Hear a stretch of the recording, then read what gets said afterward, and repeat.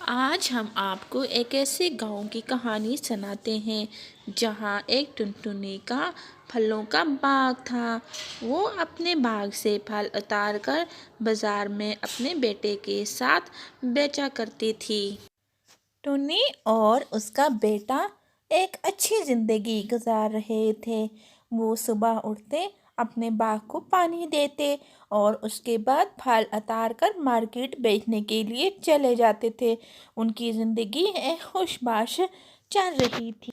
ان کی زندگی میں ایک الگ سا موڑ آ گیا تھا۔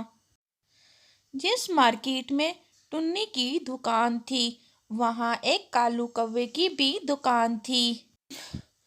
کالو کوے کے گاہک کے ساتھ اچھا رویہ نہ ہونے کی وجہ سے ٹنی کے پاس ہر وقت گاہکوں کا رش لگا رہتا اور کالو کوا ایسے ہی بیٹھا رہتا۔ اس کے پھل بھی گل سڑ کر خراب ہو جایا کرتے تھے۔ کالو کو یہ بات برداشت نہیں ہوتی تھی کہ وہ ٹنی کے گاہکوں کو دیکھ کر اندر ہی اندر جلتا رہتا تھا۔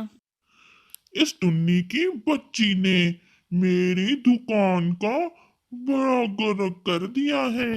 میرا پھل تو کوئی خریدتا ہی نہیں اور میری دکان دن بدن ڈاؤن ہوتی جا رہی ہے۔ میں اس ٹنی کا کچھ نہ کچھ کرنا پڑے گا۔ ارے ٹنی، تمہارے پھل تو بہت اچھے ہوتے ہیں، اس لیے میں تیری ہی دکان پہ آتا ہوں۔ یہ کالا کوا تو بہت بدتمیز ہے۔ یہ لو ٹنی اپنے پھل کے پیسے، اور تم تو بہت ہی اچھے پھل لے کر آتی ہو۔ ارے کبوتر بھیا، میں تو اپنے باغ سے پھل لاتی ہوں جو بالکل فریش پھل ہوتے ہیں۔ گلے سڑے پھل تو میں اپنی دکان پر بالکل نہیں لاتی، اور میں اپنی دکان کے سستے داموں بھی پھل دیتی ہوں۔ کالو ان دونوں کی باتیں سن رہا تھا اور دل ہی دل میں کہہ رہا تھا، ٹنی کر لو، اب میں دیکھوں گا تیرے کیسے پھل بکیں گے۔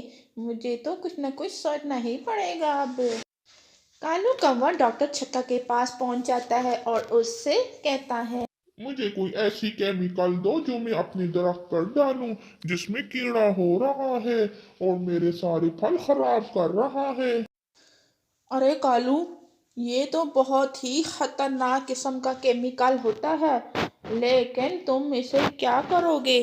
ارے میں تمہیں یہ دے دیتا ہوں کیمیکل، لیکن اسے بڑی احتیاط سے تم استعمال کرنا، نہیں تو میں اس کا ذمہ دار نہیں ہوں گا۔ ارے ڈاکٹر چھکے، بالکل نہیں، میں خود بڑے اسے احتیاط سے اس درخت پر ڈالوں گا جس میں سے کیڑا نکل رہا ہے۔ ارے میرے سارا باغ کیڑوں سے بھر گیا ہے، اب تم جاؤ۔ کالو کوا وہ کیمیکل لے کر آ کر ٹنی کے باغ میں درختوں پر ڈال دیتا ہے، اور کیونکہ اس کیمیکل سے درخت تو سوکھ جایا کرتے تھے، اور کچھ ہی دن میں ٹنی کے درخت سوکھ گئے تھے۔ میرے پھلوں والے درختوں کو کیا ہو گیا؟ اب میں کیسے اپنا وقت گزاروں گی؟ ارے کتنے اچھے میرے پھلدار درخت ہیں، کس نے یہ حرکت کی ہوگی؟